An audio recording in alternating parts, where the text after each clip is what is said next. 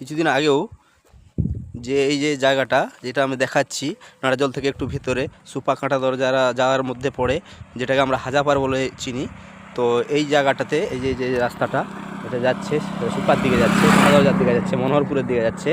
এরই সাইডে রয়েছে বুড়িগাং নদী।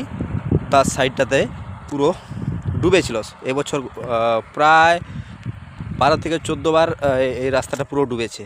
তো দেখাচ্ছি এই সব জলগুলো নামার পরে এখানে চাষবাস শুরু হয়েছে। আপনাদের দেখিয়েছিলাম বহুবার এটা রাস্তাগুলো ডুবেছে। এবার আপনাদের দেখাচ্ছি এই রাস্তার সাইডে যে সব গাছগুলো হয়েছে, গাছগুলো লাগানো হয়েছে। আসছে এধার থেকে। দাদু, এধারে চাষবাস কি? হ্যাঁ, এবারে তো 10 থেকে 12 বার প্রায় ডুবলো এই রাস্তাটা। এটাও ডুবেছিল এই রাস্তাটা। হ্যাঁ, এটা যাচ্ছে কোথার দিক, কোন দিকে? নেড়াদৌল সুপা কাঁটা দরজা, তাই তো? হ্যাঁ, আর এগুলো চাষ এখন সরষে চাষ তো, এগুলো দূরের দিকে না? আর এই সাইডটা যে এই সাইডটা এগুলো না? আর এটা বুড়িগাং নদী তো? হ্যাঁ, এটা বুড়িগাং নদী। হ্যাঁ, বুড়িগাং নদীর সাইডে যে ঈদ লাগানো হয়েছে, আপনার কি বলে, শশা, লঙ্কা। এইটা মনে হচ্ছে ওই আপনার শাঁকালু গাছ না? শাঁকালু গাছ, এই যে শাঁকালু গাছ, এখানে এটা শাঁকালু। হ্যাঁ, ওইখানটায় একটা কলাইশুঁটির গাছ লাগানো আছে ওখানটাতে, বুড়িগাং নদীর সাইডে।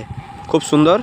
দাদুকে জিজ্ঞেস করলাম, দাদু বললেন এসব গাছগুলো এখানে লাগানো হয় জল নামার পরেই। চারিধারটাই এসব গাছগুলো লাগায়। খুব সুন্দর জায়গা, খুব সুন্দর পরিবেশ। এসব গাছগুলো এখানে বন্যার পরে এদের এখানে এটা জীবিকা। লঙ্কা গাছ, বিশেষ করে লঙ্কা গাছ, সরষা গাছ, শাঁকালু গাছ, আলু গাছ, বিভিন্ন ধরনের গাছ এখানে লাগায় এরা জলটা নেমে গেলেই।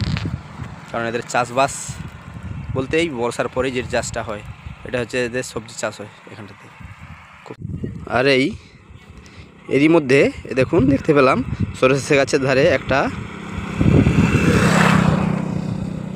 ষাঁড় মহাশয় চড়ছে, কত বড়! এই দেখুন ঘাস খাচ্ছে সরষে বাগানের ধারে।